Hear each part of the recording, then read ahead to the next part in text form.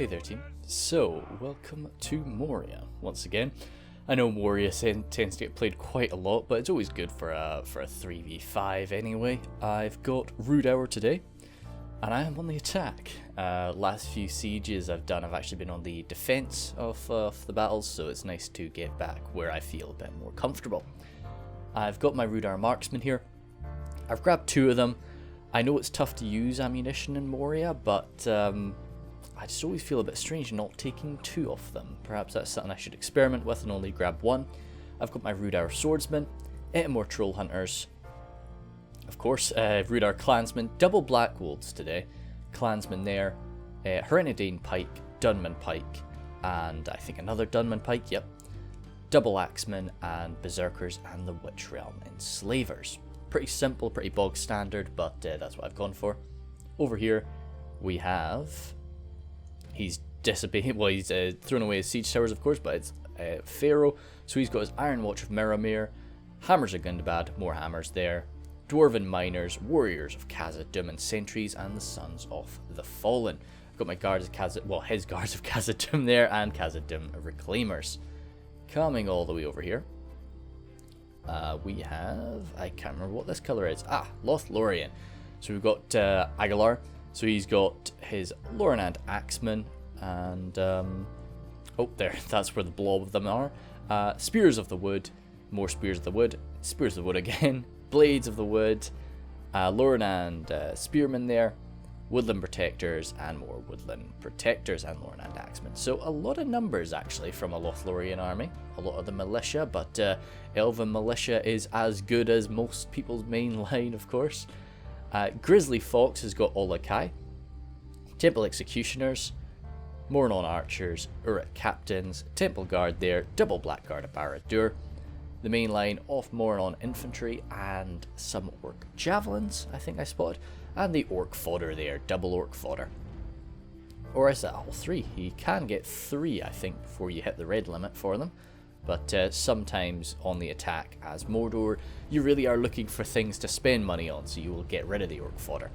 And Sharkan here, he's got his Drake Broodlings, Cave Troll Drummers, Goblin King Bodyguard, a real blob of, we're seeing crossbowmen, Goblin Spears, and perhaps a halberd or two in there. We'll see once he sort of spreads out. On defense today, we'll go up to 2 times speed. On defense, I know we have Canned, and but apart from that, I'm trying to think. There's definitely an Erebor too. That's why I've got quite a lot of armor piercing.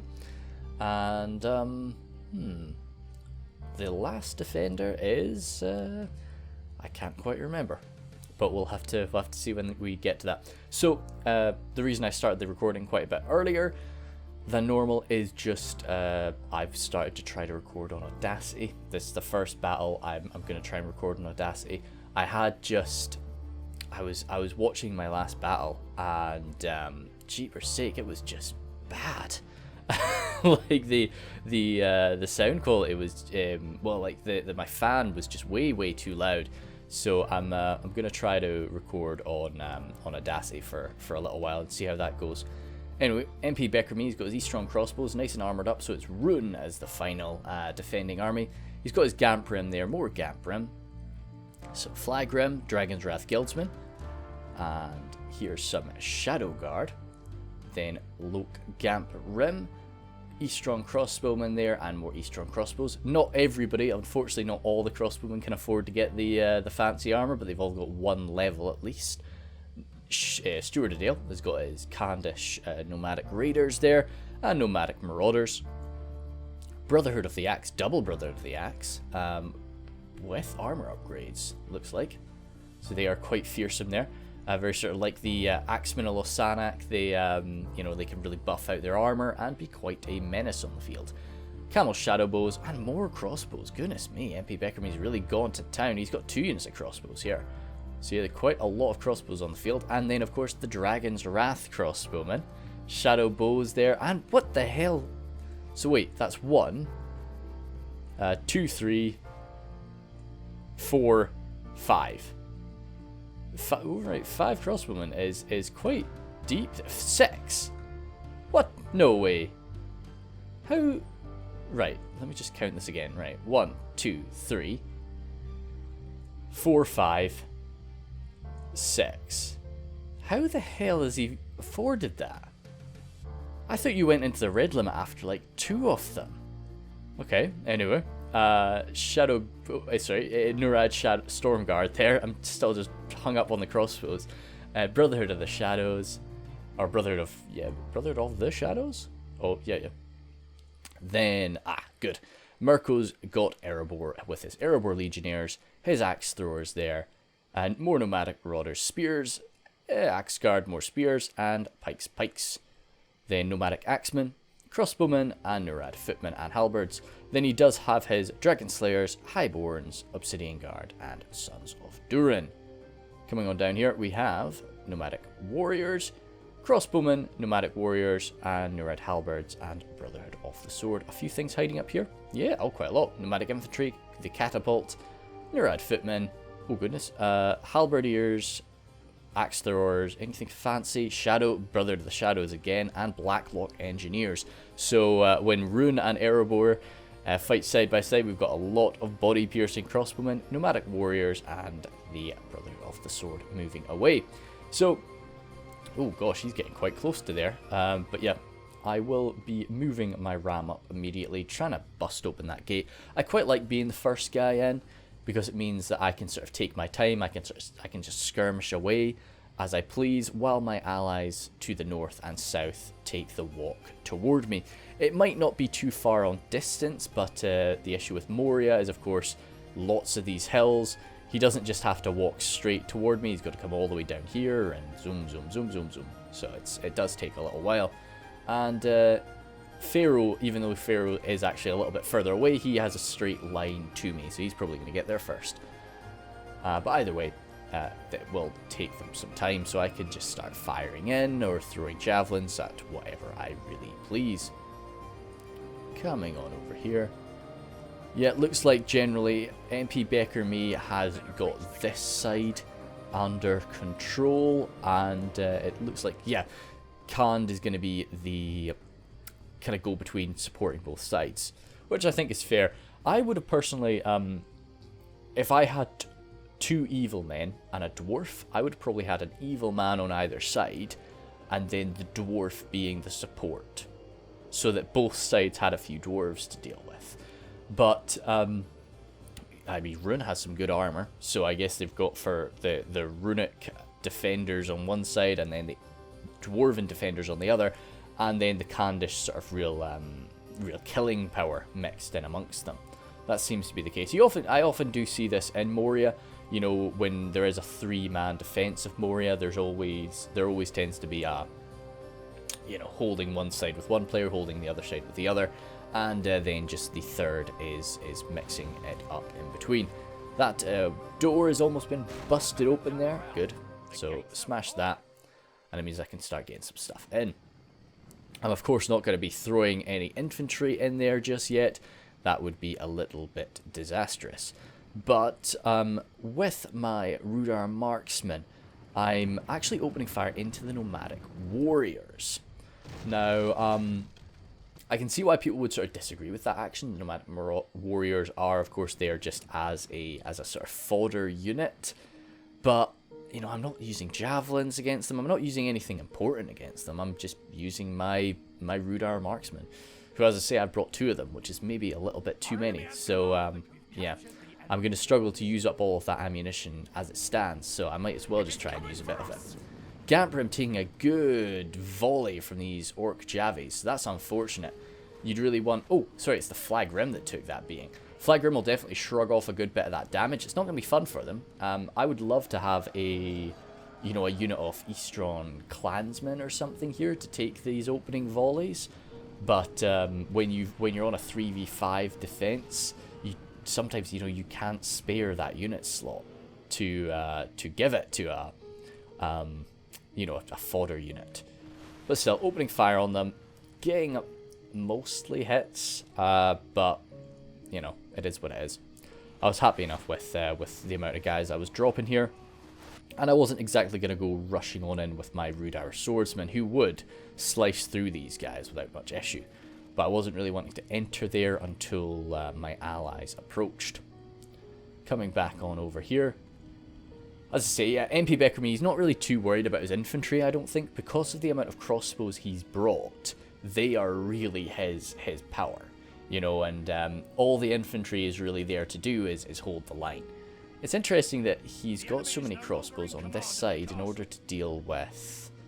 Mordor, I guess, has some armor, and to be honest, the Orcs of Misty Mountains, like, they've actually got some decent armor on them too. But that's the only thing that keeps them safe. So that's there's a lot of AP from Rhun to deal with them, whereas we've got a dwarf on our side. And I would have kind of thought maybe that would be the better place for all the crossbows. Luckily, this javelin fire is coming into the right side of these flag rim. So their shields are coming into effect. Oh, they've turned around. Oh, sorry, no, that was coming into the right side, so the shields weren't coming into effect. Sorry about that. But still, flag rim just mincing their way through the Javes. But I'm sure that the attackers over here are not too upset, because they are just managing to deal with a unit of flag rim, which is a pretty fearsome unit, and a few shots even coming on over into the Gamp rim.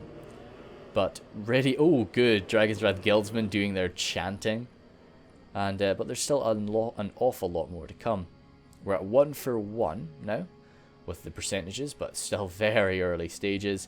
And as I say, I've just been killing a lot of the nomadic marauders over here, so I've actually stopped my fire now. But, you know, wounded a few of them, killed a few more, but, you know, it is what it is. And I'm sending in my Rhudaur swordsmen, as I say, to battle away with these guys momentarily. What we got? Yeah, still 1 for 1, as I say. Catapult is actually preparing to fire as we lunge forward into melee here. Let's see. I don't know. We can maybe work something with this. It's nice. Like the northern, basically as far away from each other as they can possibly get. The northwest men of Rhudaur battling with the far eastern soldiers of Khazad. The catapult's firing upon me, which, as much as I would really hate to take a catapult shot right to my Rhudaur swordsman, there are definitely much worse times that I could take that damage. So I'm actually firing. I tried to open fire into the Brother to the Sword there. Of course, they've got a massive amount of defensive skill, a good bit of armor, but you don't really want to be having them take shots. But they are just what we need to try and hold back my Rhudaur swordsman's storm. But still, we're doing all right with it, and I'm going to be receiving some aid from Aguilar with his Blades of the Wood as we continue to just mince through them. But as I say, these Brother to the Sword will slowly, especially when they're pushing in like that, they're going to be messing up my Rhudaur swordsman. So I do need some support. But we do not want to blob up in here. They've shown how willing they are to use that catapult. So if we start to blob up a bit, they're definitely going to be smashing us with it. Over here, we're kind of, you know, even though we are attacking, it's a slow attack right now. It's quite a careful attack. So that means that the our allies over here on this side don't have to rush in just yet. But Olokai came on in, took a bit of damage, but I think he's done alright for it, to be honest. Gamprin falling back from the doorway. Crossbow still ready for anything of worth to step through. Dragon's Wrath Guildsmen here, the problem is they're slightly exposed. If something popped in there, they might be able to throw a javelin off and just snag them. But we'll have to see how that goes in a moment. Flagrim jumping on out. Slashing away at them. Yeah, still javelins. Just, I'm surprised at the morale. I guess it's just because they're surrounded by so many friendly units. But I'm surprised the morale of those Orc javelins is holding with all the punishment that they've been through. Coming back on over. 33,000 frames is certainly not too short for a Moria, but it's far from the longest battle I've had. The Nomadic Marauders really struggling, and I was quite surprised at how badly this was going for the Brother to the Sword. I did expect the Brother to the Sword to do very well in this confrontation, but I guess it's just the very high attack values of both the Blades of the Wood and the Rhudaur Swordsman is just maybe a bit too much for them.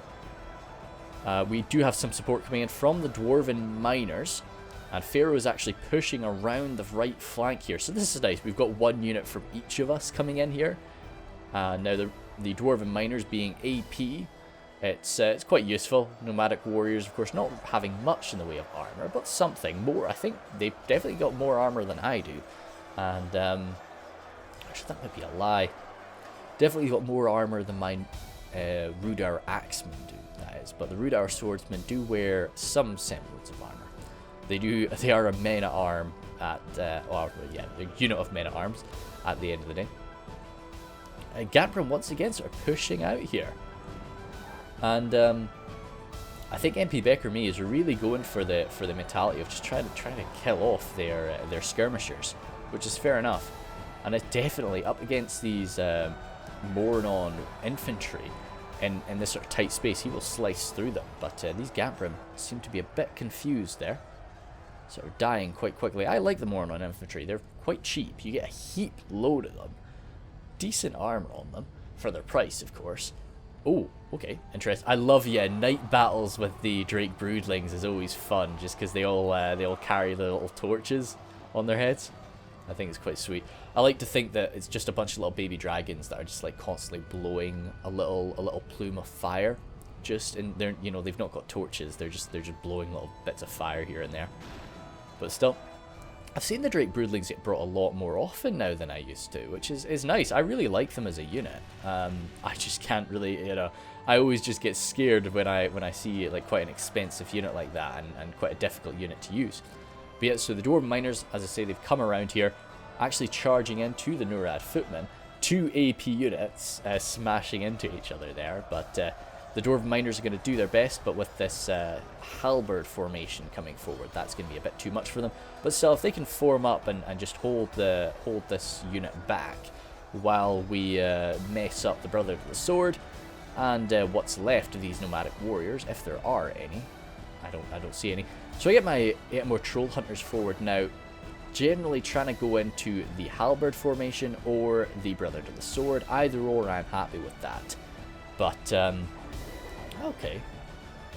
Yeah, we're actually cool, because a lot of the time when I don't see the entire unit fire, of course, this is the amazing thing about coming back and looking at my battles, because I can't, midway through a battle, I can't just sit down and be like, so how good is the shooting going on for my boys? Are they all shooting properly? Are they all hitting their targets?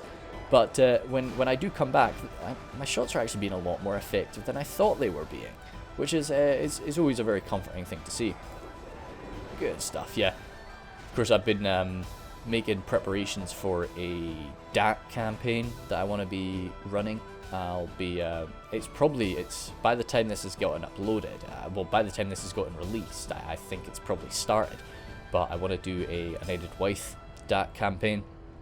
And of course, Enid Wythe, their champion unit are the Guardians of Enid Wythe, which their model shares a lot of similarities with the Erebor Troll Hunters. So that is quite a cool thing to see. It's definitely a bit strange going from playing Divide and Conquer and then playing Reforged, because there's a lot of models that we use for very high quality units, and then the models they use are quite similar. But they're for just the main line, the plebs, and I'm like, oh no, just sort of I keep forgetting which game I'm playing. But still, Blades of the Wood are coming on forward, and my allies are really taking up a lot of the strain here. I'm bringing forward my Rhudaur clansmen just to take a bit of a beating. Of course, probably the most defensive unit Rhudaur has. I don't give them an armor upgrade actually. I tend to when I do play as Rhudaur, I tend to value attack. Like, I prefer to get 2 attack upgrades rather than 1 armor upgrade, but there's definitely a lot of scenarios where I think a good armor upgrade for the Rhudaur clansman is worthwhile. But still, I'm just wanting to lodge myself deep there. I don't think I used the shield wall formation there, but I just wanted to basically run on into them, just so that the Nurad halberds were not able to form up properly, and we were able to really get them in a good fight like this. But the Ironfoot spears come up to try and provide a bit more rigidity, and that's going to be a little bit tricky for my Rhudaur clansmen. Rhudaur clansmen actually have a really high attack value for a spear, as is Rhudaur's nature. But still, the Ironfoot spears are a bit too much for them. Just 1 Brother to the Sword remaining, and 2 of these Nurad footmen falling back. They've got their throwing units in the form of the Brother to the Shadows coming forward. And now that the Nurad halberdiers are throwing themselves into the fight, the Ironfoot pikes are emerging. This is kind of funny. Only 2 of the stakes were able to deploy when he deployed stakes there. It's just, yeah, oh god. You wouldn't really want to be just an unlucky horseman. But yeah. I tend not to really deploy stakes in sieges, but that's because, I don't know, I find that a lot of the time when you deploy stakes in like gateways and stuff, you want your own cavalry to be running through those gateways, but none of the defenders have brought cavalry today, so why not? Just shove stakes wherever you want them. Just, you know, if one of us has decided to bring a cavalier, you don't really see cav getting brought to Moria. It's a bit risky. I did talk about it in my last defense how much I really wish I had the amazing knights of Dol Amroth. I can't remember what they're called, but I really wish I had one of them, and I could have just lanced the crap out of the guys as they were coming on through. Uruk captains leading the way, which I really like. I used to always put my general in the Uruk captains when I played as Mordor, but now I'm trying to move around a bit and try and experiment with putting him in other units. You know, as the archer unit off the Temple Guard or so. Wow! That is surprising though. 37 of them broken. They will come back. But still, I mean, I know they lost all of their friends. And we saw just how effective the crossbow fire is from Rhun. Now, the cool thing about the runic crossbowmen in a siege like this is they're kept safe from the simple fact that, you know, they're in a siege. It's quite easy to keep them behind the lines. So they don't really need to protect themselves as well as the Ironfoot crossbows or Cardlin's crossbows do. Of course, the sharpshooters of Menheriath are some of the beefiest guys you'll find, you know, very heavily armoured with that shield, so they keep themselves safe from just the fact that they wear so much armour. But the Eastron crossbows, they are kind of struggling in that because they're a hell of a lot lighter. But in a siege atmosphere, they're probably not going to get hit much anyway, so you'd kind of want those more lightly armoured crossbowmen. By the way, once again, Blades of the Wood leading the way, backed up by a few of my surviving Rhudaur clansmen. 40 of them. Now, there's a few more than I thought. But yet, the nomadic axemen standing in our way now, but nothing in the front lines here really has much armour. Of course, the elves are relying much more on their skill. They do have an armour upgrade there, in all honesty, but still, they rely much more on their skill there to keep them safe. And my Rhudaur clansmen, we just rely on our ferocity to mean that we'll stab you a few times before you stab us. So it's best of both worlds. Well, a real clash of cultures, I should say. More troll hunters here, just trying to find a spot to shoot down. It's very tricky when the defenders position themselves nicely on this slope. It's tough to find a place. So I've kind of just sacrificed that spot. You know, you can't be too selfish sometimes. And now that these reclaimers have moved on forward, I was like, right, okay, I'll let Pharaoh try to position himself over there, and I'll move on over just to see what I can get. But all the while, we're just trying to, you can see we snagged a few of them. I managed to get a few shots into these shadows when they were positioned here, but anytime the defenders move something a little bit too far to the left, you can get a good shot on it from up there. What are we at now? 18 for 17. As I say, Moria kind of flows differently than most sieges. In the beginning, I often find you really are neck and neck. But then it's once you commit to the main attack, that's where the defenders start to rack up kills. Because there's nowhere really to escape from archer fire. So they're able to use everything they've got. These crossbowmen they've still got their, some of them do, but no, they're generally out of ammunition. The nice thing about them receiving this armor upgrade, it means of course they'll stand a little bit longer in melee. But in reality, like, MP Beckerme knows this, of course, all they're really going to do is take hits and slow the enemy down. Some good crossbow fire into the troll drummers. It's an interesting move there because so close range you won't really miss too much. Yeah, he's still doing it. I don't know if I agree with this or not. Yeah, like I just never like to shoot at troll drummers just because you have to kill every single one of them in order to get rid of that morale buff. You know, and I just think that trying to wipe out the entire unit, you're going to dedicate so much of your ammunition to doing that. And I just, yeah, I'm never a big fan. What I kind of liked about this was... Oh, actually, no. No. Yeah, well, I guess. Yeah, what I kind of liked about this was we had... Oh, no. No. Oh, yep, no, I'm wrong. I was going to say that we had Rhudaur and the Khazad forces coming in from the east side of the Misty Mountains. Well, sorry, from the west side of the Misty Mountains, which is where Rhudaur would come from. But I was like, wait, no, we're coming in from the east. Rhudaur's in the west. But well, we'll move back from that. Highborns of Erebor. The great thing about Erebor especially, but also Khazad too, the amount of sort of good infantry elites that the dwarves have to throw at you means in a siege atmosphere like this, they can just send elites to the front lines. And as I say, when I see enemy elites on the front lines, I like to put my elites in. You know, just like I like to feed them one at a time, you know, at each other. It's and I often see some good results with that, because when the enemy has an elite unit on the field and you don't, it can be quite a nuisance. But Mirko's got his Highborns coming on forward. I think the Highborns might provide a morale buff. As I say, I'm not a massive Dwarven player. But either way, they will be something on the front line that we cannot really deal with. Trying to get my more Troll Hunters around, trying to put a Javelin into somebody, but not really having as much success as I was having in the early stages of this battle. Coming back on over. The Orcish assaults are, of course, a lot more fanatic than ours. They probably, even though they've only got 2 players over there, they're probably not too far off us in terms of our numbers. You know, me being a very numbers-heavy faction, but the Lothlorien elves and the Khazad dwarves, of course, not really taking anywhere near as many. So they do have numbers to spend. Of course, those Uruk captains came back from routing. I was surprised to see them rout in the first place, to be honest, but their AP is going to make very light work off this Eastron crossbow armor upgrade, and they will be slicing them down. The Nazgul are actually up here now too, which is going to be tough to hold back. And as the issue with Rhun only have 1 infantry elite. Oh, yeah, they've only really got 1 infantry elite, I'd say. You've got this, like, the Sapphire Bladesmen, who, of course, you know, once they've used up their javelins, they can jump on in. But still, the Camels Chosen are really the only one that you want to sort of dedicate toward that. And you don't really want to be sending them in right now. But as for killing off those Nazgul, I don't know what is going to be doing it. But as we can see, you know, we knew that this would happen. The infantry is just there to hold them back. The amount of crossbows that MP Beckerme has brought, he needs to be pouring shots into them.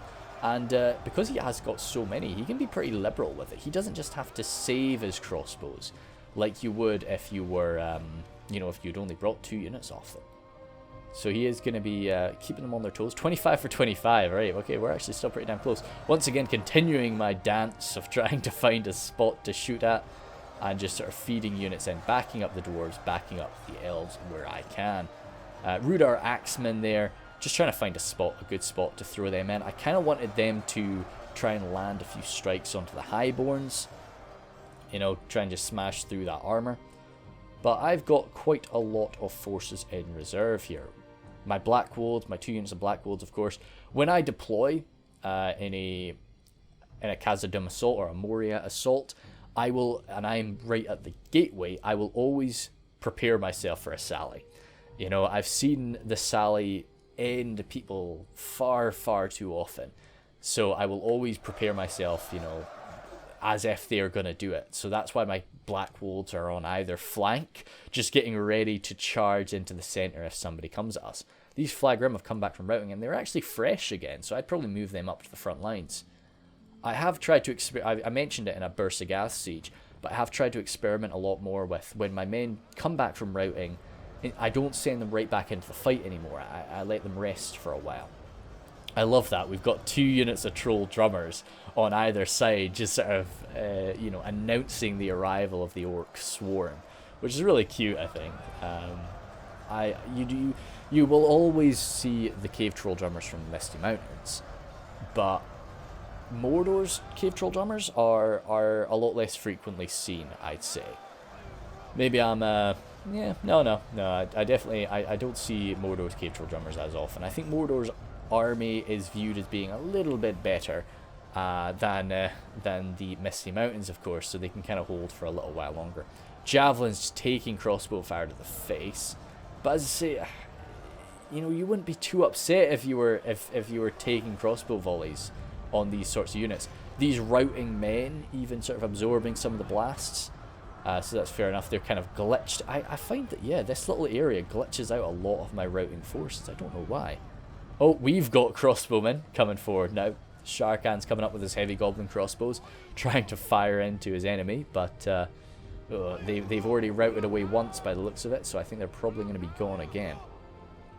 Coming on back. Yeah, I don't know. If I was... Maybe I wouldn't have spent all that money on the armor upgrades, but... For the crossbowmen. But I don't know what else he'd spend his money on. Experience is always kind of like the last... Because it's just not cost effective. It is interesting to use it, but it's just not a cost effective thing to buy most of the time. Brother of the Shadows coming on up now, and up against our Lothlorien warriors, and of course my Rhudaur axemen especially. That's not something we want to see fighting them. But my axemen have managed to get close enough to strike a few of these highborns. That's quite cool. Nice little close range view of this Rhudaur axeman maybe. A few torches showing, and a lot of flags. People love flags. I love flags. But yeah, good. Nice little blob there. I've got some men in the back. Rhudaur marksmen, just trying to find a target, as I say. Just nothing really standing out for me. And I had most of my ammunition remaining, and I was kind of just like, damn, maybe I should have just poured more ammo into those guys at the start. But either way. Catapult there. I think next time I do bring Rhudaur to a Moria siege, I will only bring one Rhudaur marksman. Just because it's tough to really use their ammunition properly, as I say.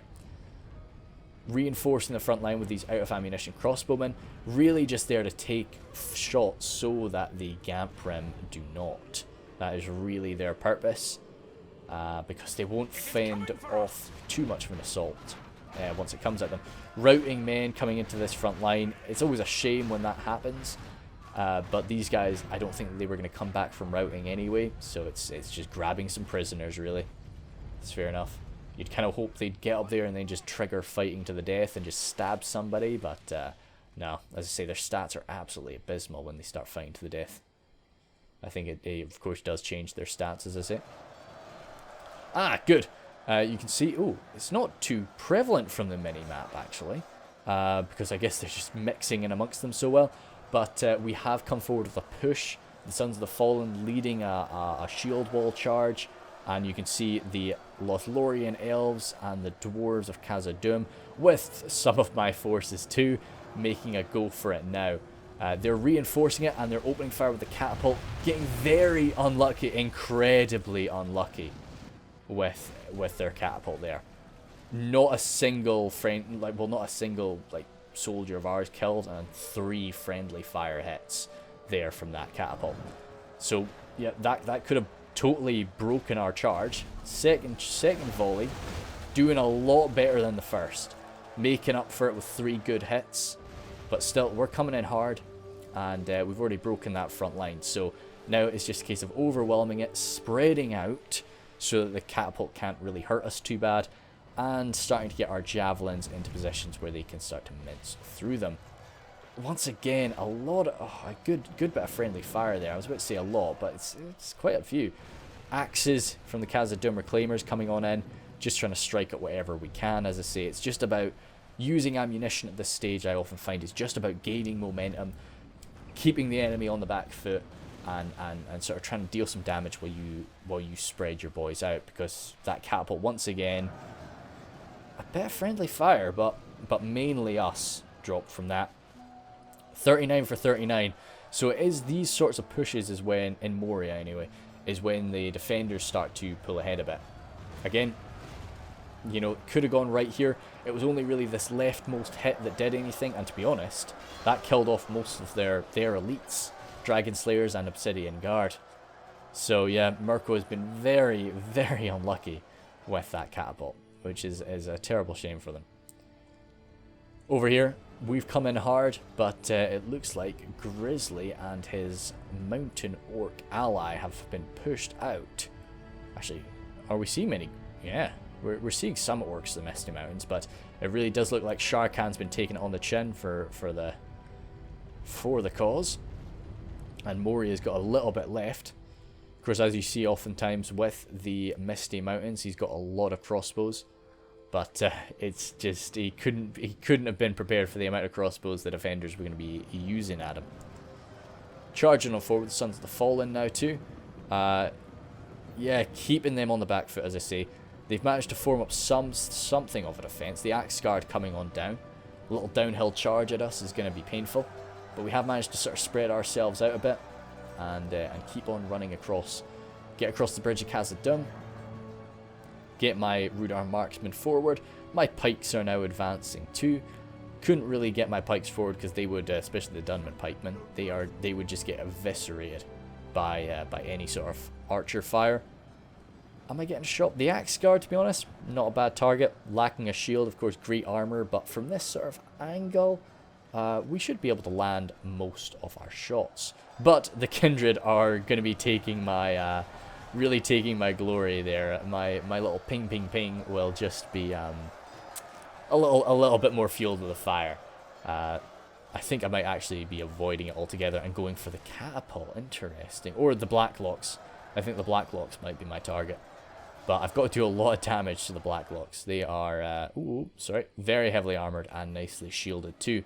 So over here, we've not really got much of a push here, but I don't want to lead it just with my Dunman pikes, because I'd be coming right into the front of a halberd line, and then up here there's a lot of stuff that would throw axes and fire crossbows at me. So I need a little bit more support. I've got my Herenidane Rangers too.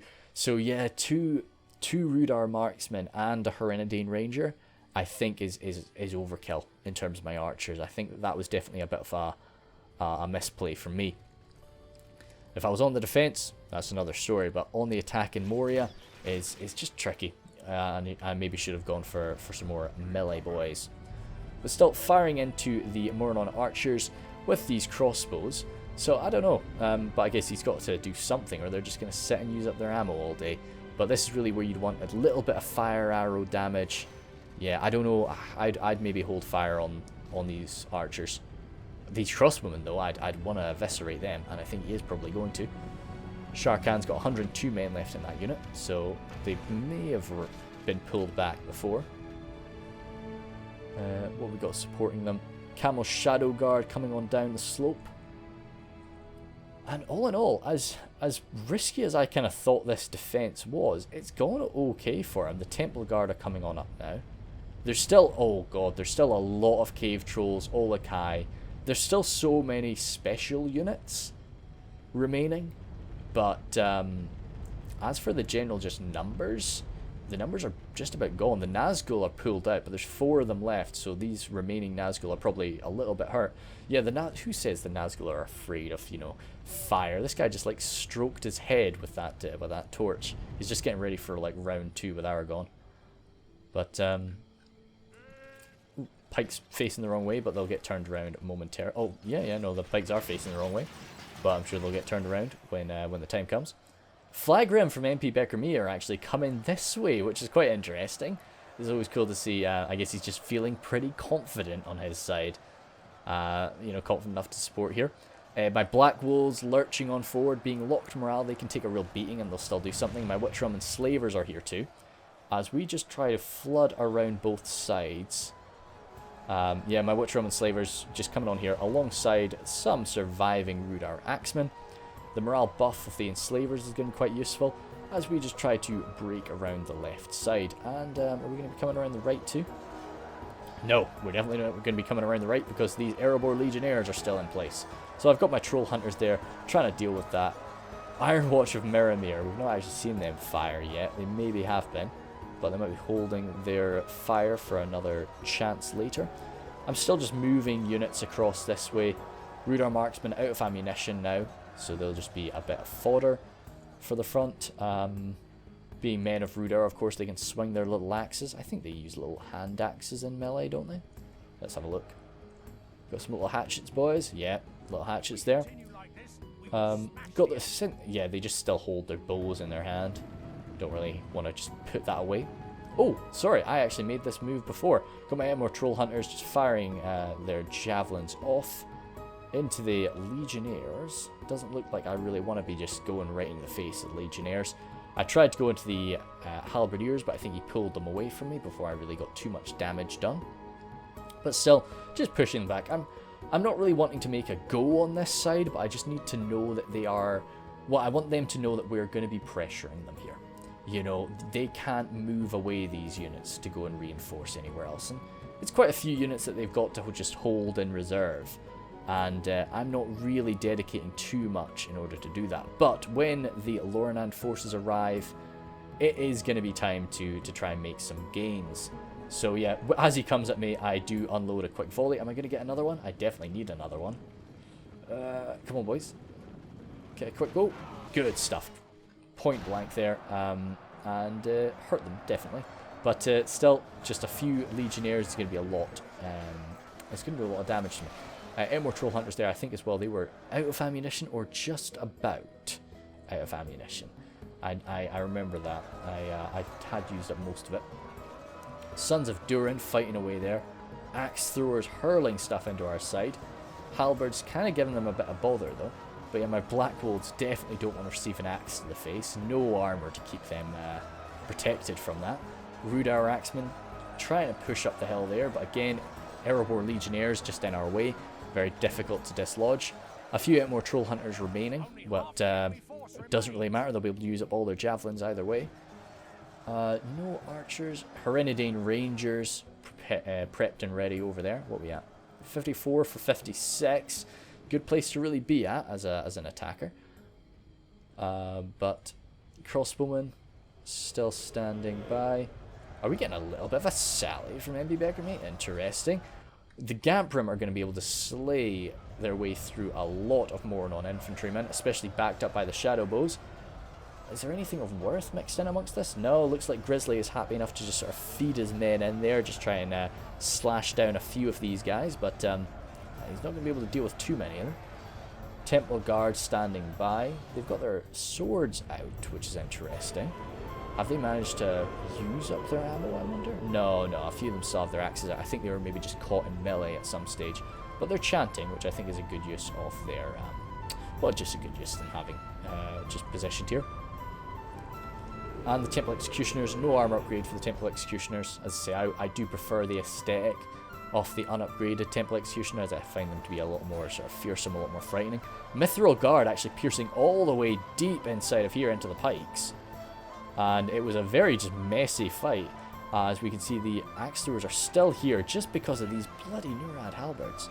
I'm getting my Herenidine Berserkers forward now. I'd love to get a unit of archers to fire into the Nurad halberds there. But yep, still, we've managed to come on around. I've got my, well, the Iron Watch of coming along, but I've also got my Rangers who are going to be trying to fire into something. What is going to be my target? Do I have one? A few of us have one. Oh, I think we're just trying to get some side shots into that. But very, very narrow gap to be going for. Iron Watch and Mirror getting very close to the fight. General death there. Iron Watch coming on into melee, so maybe they have used up their ammo. Maybe that was how we sort of gained this ground so quickly. My Enslavers just mincing our way through bit by bit. As the Hammers of Gundabad lead the charge. Trying to connect with the Mithril Guard, who have been alone for a while. Mithril Guard going toe-to-toe with the Blacklock Engineers is going to be pretty messy. How injured are the Mithril Guard? Mithril Guard are pretty badly beaten right now. Of course, this would normally be a fight that the Mithril Guard would win pretty comfortably, but the Blacklocks might be good enough to sort of deal with them. I do love the Blacklocks sort of aesthetic. I think they are gorgeous. AP with their little hammers, of course. So that's going to hurt the Mithril Guard. But I'm pretty sure the Mithril Guard are AP as well, so yeah, just a lot of Dwarven AP smashing into each other. MP Beckerme still has crossbows to spare, which is insane. It's absolutely insane. But he's going to need to make sure he saves some of it for... good. The Temple Guard are receiving crossbow fire. It's not something that the Temple Guard want. They'll be responding with AP ranged fire off their own. But... yeah, we're making some good ground on the other side, so all that the boys need to do here is just to take the attention. Khazad General there, Pharaoh himself, brought down by a son of Durin. So it's a worthy opponent, I'd say. He was going 2v1 against the sons of Durin as well, so it's fair enough. axe throwers. Let's see, what are they going for here? Yeah, got a good hit into our side. Good. I do pull away my swordsmen, just a few of my Rhudaur swordsmen, just to try and tie them up. I've got my Hrindane Rangers over here. Yeah, I was happy enough with that shot. I know I'm coming into their left side, so their shields are coming into play, but just blasting shots into them, attacking them from the front, I was hoping to deal with those guys pretty quick. But they've used up just about all of their ammunition, so this is a bit of just trying to cleanse their numbers, really, rather than defeat a major threat. Good. I think, yeah, Mirko had his general in with the catapult crew. I see that happen a lot, actually. Yeah, and it just decided to get launched in the middle. I liked that little jump that guy did. He brought his sword down onto the dwarf's head. That was cool. Stabbing away into them. Locked morale, of course, but and just chomping away at them from both sides with my high damage swords. You know, who needs AP when you've just got the Wildman spirit in you? Hereditary pikes outranging the Narad Stormguard, but it looks like I'm just trying to push through. I think we really just wanted to get on through and just get to the centre. But once again, MP Beckamy sending some boys down here. Nomadic Marauders out of ammunition, thank goodness. But standing on top of each other a little bit. It's a bit risky. Sometimes you really want to use all of that ammunition quite quickly, but you do have to keep in mind that you are, you know, there's only so many spots that you can really share. Dragon's Wrath crossbows as well, they've not been used properly yet, so I think he's sending them back on to our side, which is what I would definitely suggest, because I think, yeah, they look like they're coming over to us, because there's only really elite units over this side, and you're never really going to get a great blob with elite units. So if the Dragon's Wrath crossbows can come over to us, where we still have a lot of numbers, especially I've got a lot of Wildman numbers, get some good body piercing through me. Nomadic Raiders coming in, yeah, good little low damage, but when you're close range like this, archers can do quite a lot of work. These catapults just getting in the way, but the Woodland Protectors are able to find a path for their crossbows. Sorry, not crossbows, javelins, which is good. Not really getting blocked by the catapults too much. Rhudaur Swordsman just trying to run on around. Hereditary pikes, as I say, just stopped. How many Hereditary pikes? Still over 100, good. Just stabbing into the Stormguard. Rangers, once again, out of melee, just trying to find a spot to fire into. I say, just once again, try to lessen the load there. I'm not going into the Raiders, I'm actually trying to go into the crossbows, but the Raiders are just a happy accident, really. Just slicing through a few of those. Dragon's Wrath crossbowmen, though, emerging, so they will definitely be a target I want to mince through with my Rangers. I don't think I was spotting their arrival. But no. Ooh, are you going to fire into this? Doesn't look like it. Not yet. Oh shoot, we've missed out on all of this shenanigans. As Mirko is sending men down, this is where I've got my Hereditary Berserkers, backed up by a lot of Lothlorien forces. But as I say, we're just kind of pressuring them here. We know we're not really going to be breaking through at this point. So any man that we're killing here, or, you know, as a bonus, but we really just want to pull them away. The Brother of the Shadow emerging now. I've got Lorna Axeman coming on forward. I've got a Dunman Pike ready to fill the gaps. Some Routing Warriors of Khazad. But on the outside, I've only got one unit. I've got one unit of Black Wolves that I think I've definitely not forgotten about them, but maybe I should have them moved up. There's no reason they need to be all the way out here. They can be placed just sort of here so they're a bit faster to be called upon. But it does make you feel good when you do look outside and you can still see, oh yeah, we still do have something. We're not done yet. My one unit of Dunman Pikes have moved up here. They're going to be reinforcing the Hereditary Pikes who are routing. I think that's probably from the Dragon's Wrath Guildsman fire. That is just torn through them very quickly.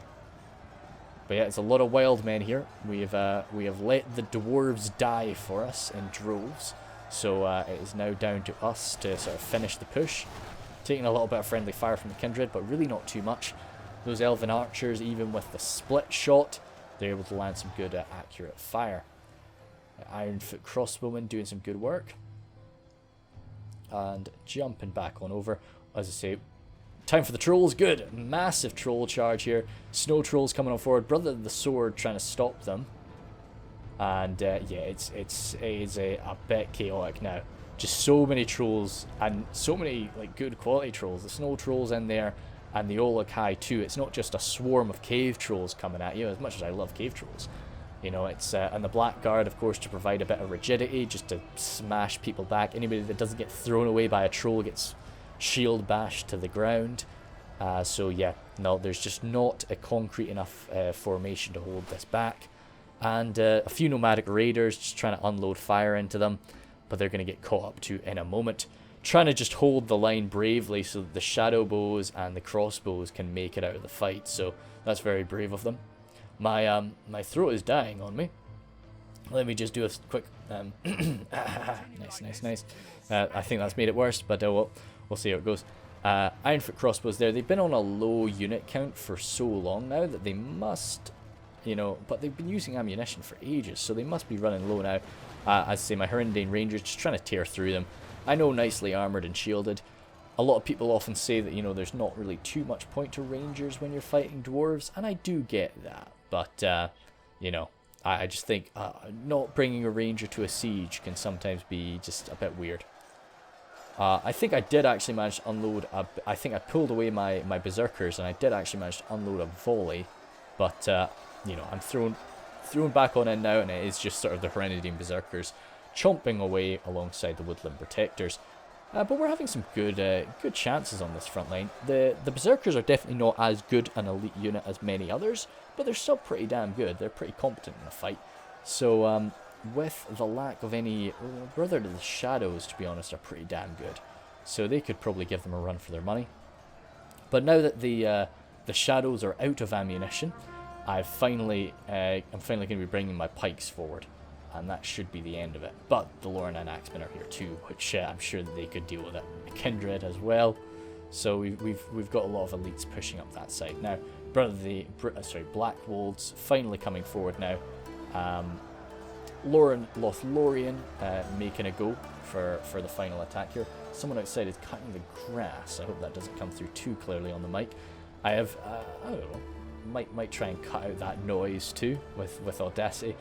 But, or hopefully maybe it gets cut out as well, with the, just when I cut out the fan noise, we'll see quite a similar rumble.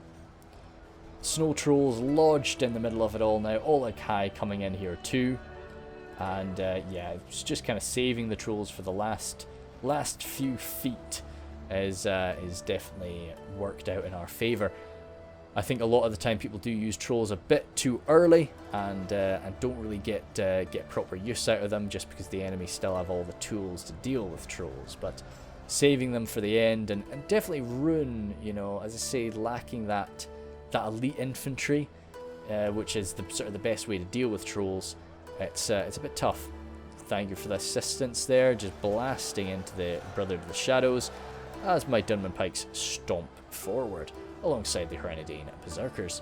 And yeah, we're gaining ground. I love this sort of slow push that you get when you just have a real mob of guys just pushing the enemy back.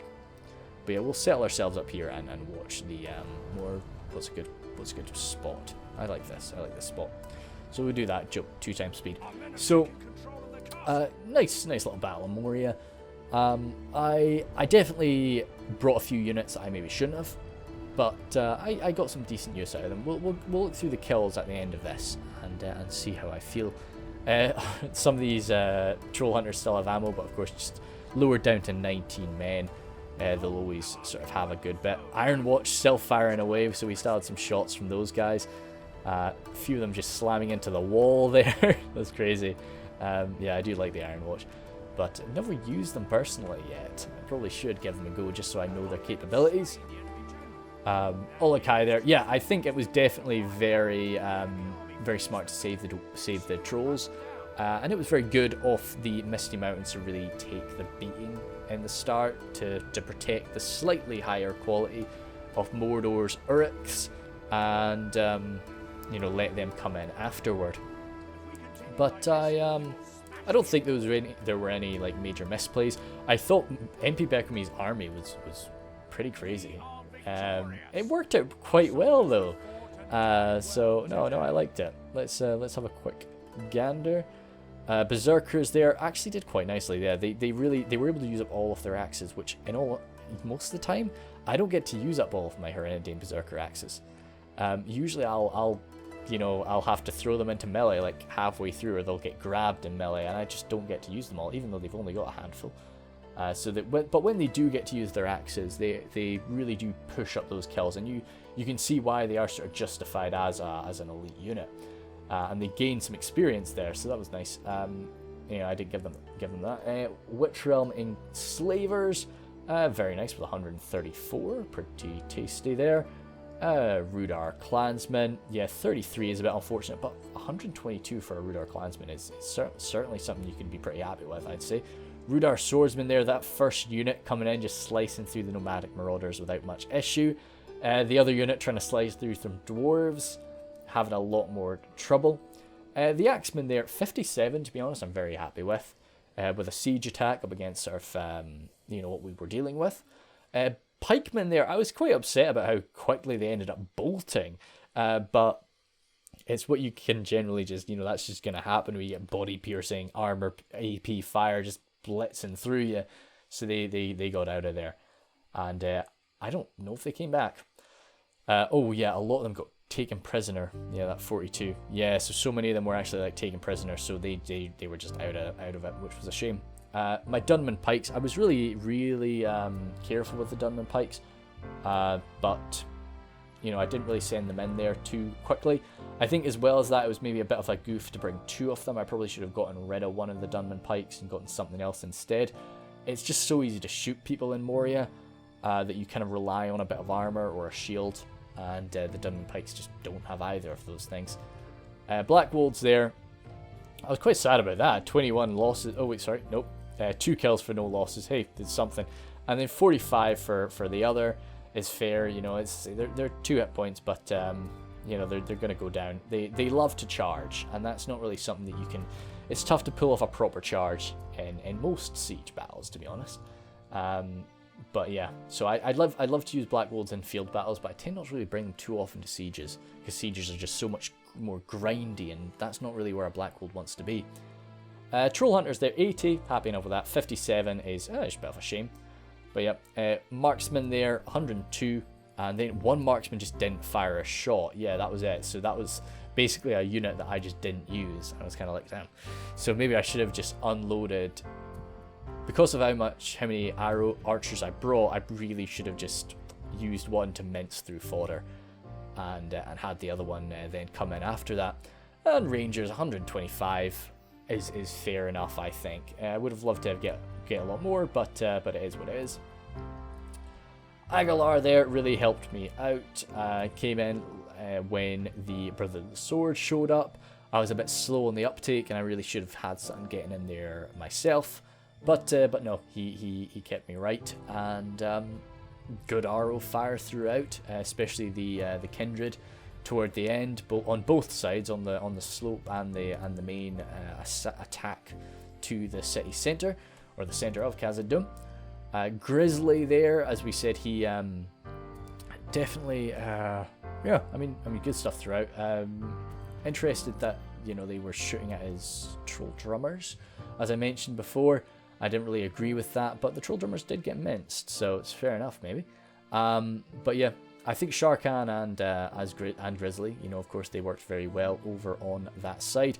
Grizzly, of course, very bold in his use of his Nazgul and his Uruk Captain so early on. I really liked that. You know, coming in just very quickly with those elite units is always something I approve of. As long as they're not, but I mean, they kind of got blasted, but you know, everything was always going to get blasted by crossbows. Sharkan there, as I say, just taking a beating for the boys, and a lot of trolls. He really went, yeah, as many trolls as he could possibly bring, even, you know, the Cave Troll Drummers too, of course, and the Drake Broodlings. So he was very special unit focused, and then crossbows as well. So maybe he should have gone a little bit more infantry, but you can see how many men Grizzly brought. I was actually the biggest army. Cool. Yeah, well, Jeebers Sharkan did not have many men on the field. But yeah, still, fair enough. He was the special unit army there, and I'm pretty sure he did sort of explain that to us. You know, usually when people do bring a bit of a crazy army, they are clear about it in the lobby. And but yeah, Drake Broodlings, always fun to see them too. Pharaoh there, yeah, too bad the Iron Watch didn't get to use up sort of all of their ammo, but we were kind of more of a brutal charging force. The Sons of the Fallen definitely were used at the right time to just come smashing on through. We were making some good ground up against them at the main choke point, and we were killing some of them, but it was definitely important for us to really smash through. And we did that quite well. Yeah, so as I said, MP Beckerme, I'm gonna go and have a check right now, just how deep into the red limit he was with all of those crossbows, because it was very risky strategy. I think it kind of went well though. It did pay off, but the problem was just holding off those trolls at the end of the fight was just not something he was able to do, and yeah, but. Oh yeah, there were no javelins. I would have maybe ditched. I would have been really tempted to ditch some crossbows and grab javelins instead. But I guess he was just like, I've got so much money. What do I do with it? But yeah, Mirko, main thing about Mirko is just how unfortunate that catapult was. I said that to him like during the battle. Like, this is upsetting. This is so unfair. Because there were so many good shots that he could have hit. And so many times that he just minced through his own men, so it was so sad about that. But it's just the way it goes. And then yes, Stu, supporting both sides. Definitely more of his units were heading over to support Mirko, which is where they were definitely sort of needed, which is always going to be the case because we've got 3 players attacking from that end. So you really do need to send a bit more. But sending over some bits to MP Beckerme is very appreciated. And good to bring a bit of fodder archers in the form of the nomadic raiders, just to try and offset the heavy damage crossbows of his allies, and just outrange us a little bit, sort of blast me, my light armor, and really just sort of he was the fodder for his boys, had a bit more numbers than everybody else, so that we could basically just mince through them, and yeah, anything else I want to state? I think that's it. So yeah, thanks guys.